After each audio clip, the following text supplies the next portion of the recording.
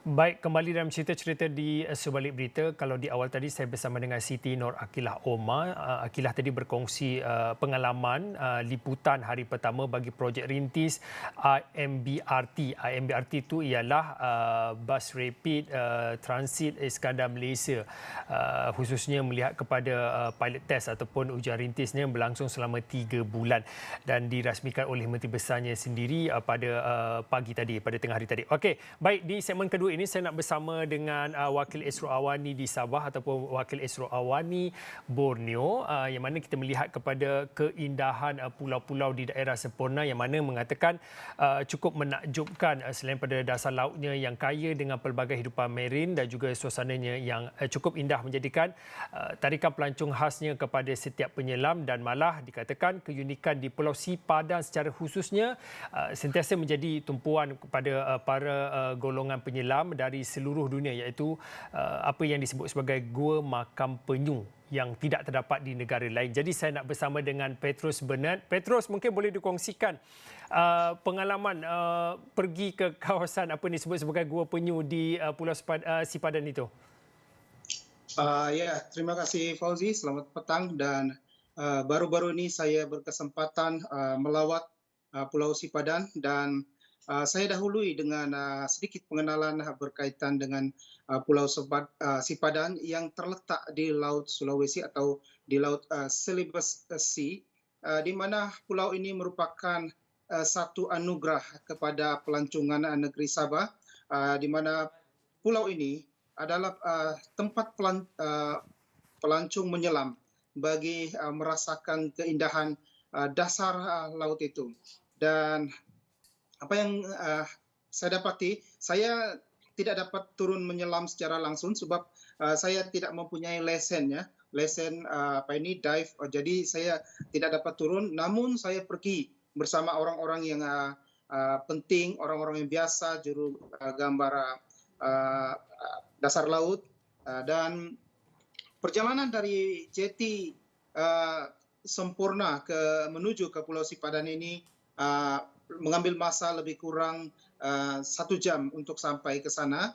Dan apa yang saya dapati, keindahan pulau ini memang sangat menakjubkan daripada luaran, dengan adanya pokok-pokok di pulau itu dan keluasan pulaunya, pasir yang putih dan airnya yang jernih sangat-sangat menakjubkan dan kaya dengan terumbu karang, ya, dan juga lebih kurang 500 spesies hidupan marin yang ada di situ, dan ini menambahkan lagi keindahan pulau itu, Fauzi. Dan apa yang saya lihat sana, adanya satu atau sebuah gua yang di tempat-tempat lain ada juga gua, tetapi yang ada di Pulau Sipadan ini merupakan satu ciptaan Tuhan yang sungguh-sungguh menakjubkan, khasnya kepada penyelam-penyelam dari seluruh dunia yang sentiasa ingin datang ke Pulau Sipadan untuk menyelam, untuk mengetahui apakah yang ada di dasar laut itu.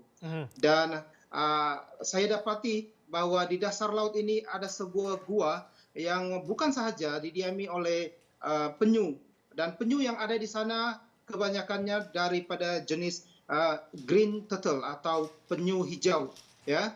Dan gambaran yang menunjukkan bahwa banyaknya bangkai penyu di sana atau tengkorak penyu di sana.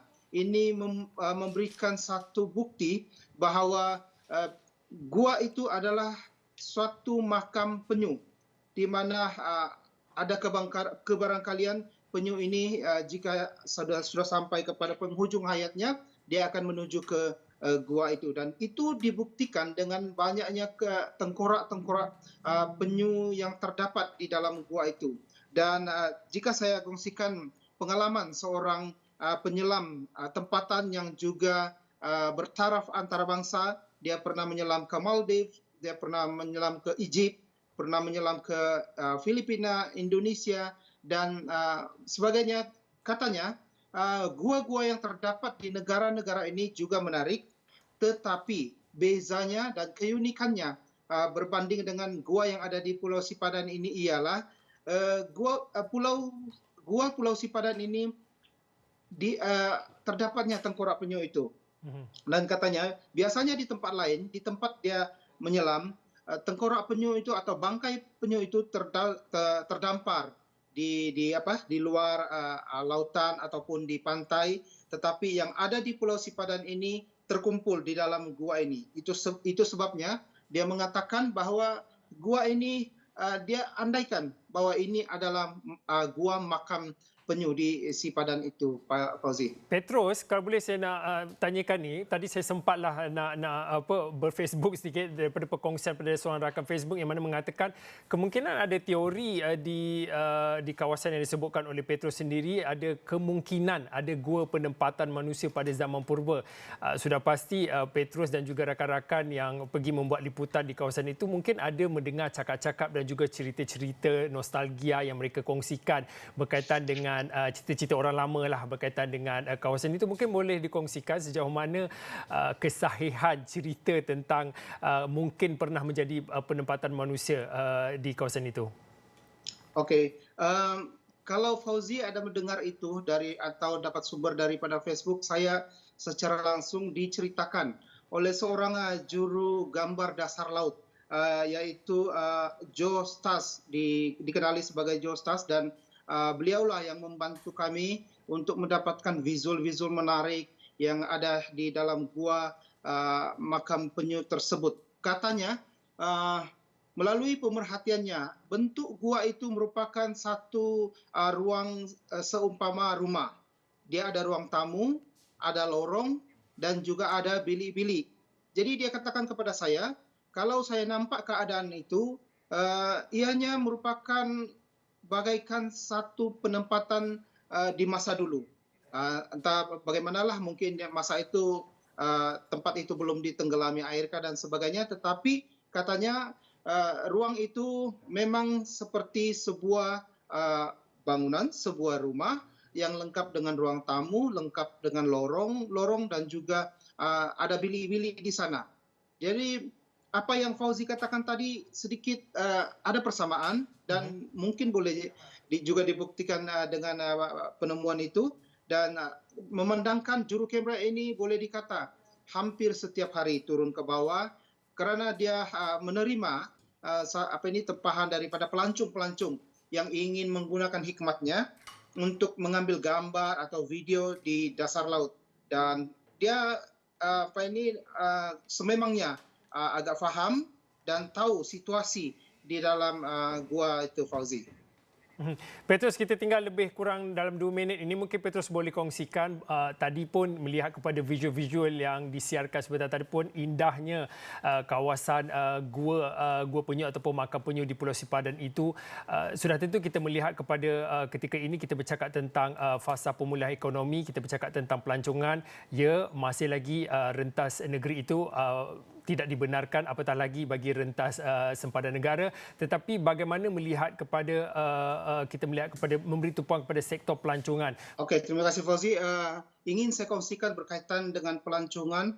Kalau sebelum ini lebih kurang 2,000 pelancong tiba di Semporna setiap hari, dan namun yang dibenarkan untuk masuk menyelam ke Pulau Sipadan itu hanya 176 saja, memandangkan pihak kementerian atau pengarah pelancongan, pengarah Taman-Taman Sabah ingin menjaga keaslian khazanah alam di sana supaya tidak rosak, dan mereka hadkan penyelam kepada 176 sahaja. Dan baru-baru ini juga Timbalan Ketua Menteri Sabah Datuk Seri Bung Mukhtaradin merasmikan program penanaman terumbu karang tiruan, iaitu diperbuat daripada besi dan sebagainya, dan difahamkan di sana akan ditanam sebanyak 200, adalah bertujuan supaya lebih memperbanyakkan lagi hidupan laut itu tertumpu ke sana untuk memberikan pemandangan yang lebih indah. Dan sudah semestinya Pulau Sipadan bersedia untuk menerima setiap pelancong, namun ingin saya kongsikan juga bahawa setiap penyelam yang akan menyelam di Pulau Sipadan kena memohon permit kepada Taman-Taman Sabah, dan selepas itu baru mereka dibenarkan, dan juga yang ingin menyelam ke dalam gua itu harus mempunyai lesen, ya, mempunyai lesen lesen penuh, dan biasanya ya, saudara Royhan ini akan melatih mereka yang akan turun ke dalam gua itu untuk menyelam, dan dalam jangka 3 hingga 9 hari. Bila dapat lesen itu barulah mereka dibenarkan untuk turun ke dalam.